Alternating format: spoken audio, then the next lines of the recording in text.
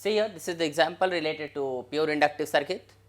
A pure inductor of self inductance 1 Henry, you are given L is equal to 1 Henry, is connected across an alternating voltage 115 volt. So, that is a Vrms we can write, that is equal to 115 volt, and frequency nu is equal to 60 hertz.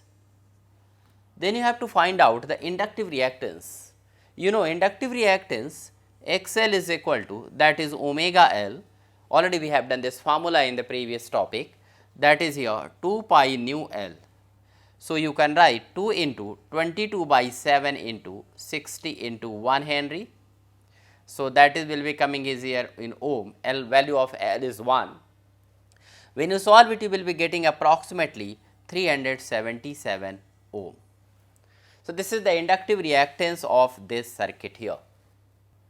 So, now we have calculated XL, that is approximately coming here 377 ohm. Now, we have to calculate effective current, that means RMS current. So, we can write IRMS is equal to Vrms upon XL. XL is the resistance, inductive reactance that is known as.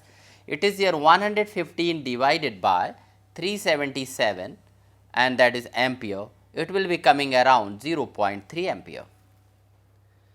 Now, if you have got effective current, then you have to calculate peak current. Peak current is here actually I naught is equal to, already we have done this formula, root 2 times of IRMS, or that is effective value of current. That is root 2 into 377 and you will be getting 0.43 ampere. So, this is about peak current.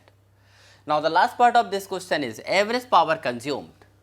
So, see here we have seen already here average power consumed in pure inductive circuit is 0. So, average power consumed in pure inductive circuit is equal to here 0. So, this is the actually question related with the all parts of the inductor. Average power already we have consumed, and also one important thing is here the current flowing through the pure inductor is known as wattless current because average power consumed is 0.